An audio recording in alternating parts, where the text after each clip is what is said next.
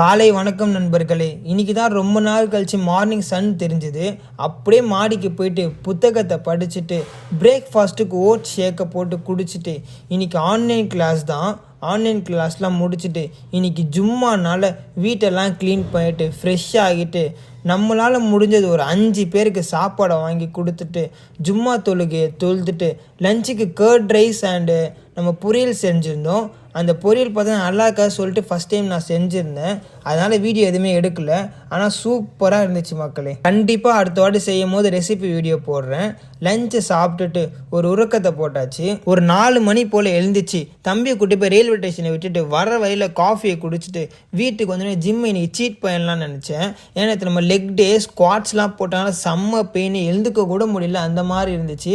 அப்போ தான் தம்பி கால் பண்ணி ஜிம்மை இன்னைக்கு விட்டுறாத மாறான்னு ராமனை சொல்ல சொன்னாங்கன்னு சொன்னால் நானும் அதை கேட்டு ஒரு ஃபைல்லே ஜிம் பேக்கை தூக்கி ஷோல்டரில் போட்டுட்டு என்னோட காதில் தேடி 2 கிலோமீட்டர் கடந்து வந்துட்டேன். நீங்கள் நினைக்கிற மாதிரி டோலிலாம் இல்லை, இதுதான் என்னோட காதல். இன்னைக்கு செஸ்ட் அண்ட் பைசப் தான். புது ஒர்க் அவுட்னால பைசப்லாம் கிளிய ஆரம்பிச்சிருச்சு.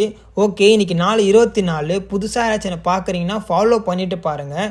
அப்படியே எல்லாத்தையும் பேக் பண்ணிட்டு வீட்டுக்கு கிளம்பியாச்சு. சென்னை என்ன நிலைமையில் இருக்குன்னே தெரியல. மழை வெயில்னு மாற்றி வருது. வீட்டுக்கு வந்த உடனே செம்ம பசி. 1/2 கிலோ வாழைப்பழத்தை இறக்கிட்டு அப்படியே டூ-டூ லிஸ்ட்டெல்லாம் செக் பண்ணிவிட்டு டின்னரை சாப்பிட்டுட்டு ஸ்டீம் பிடிச்சிட்டு அப்படியே நாளை முடிச்சுக்கிற மக்களே.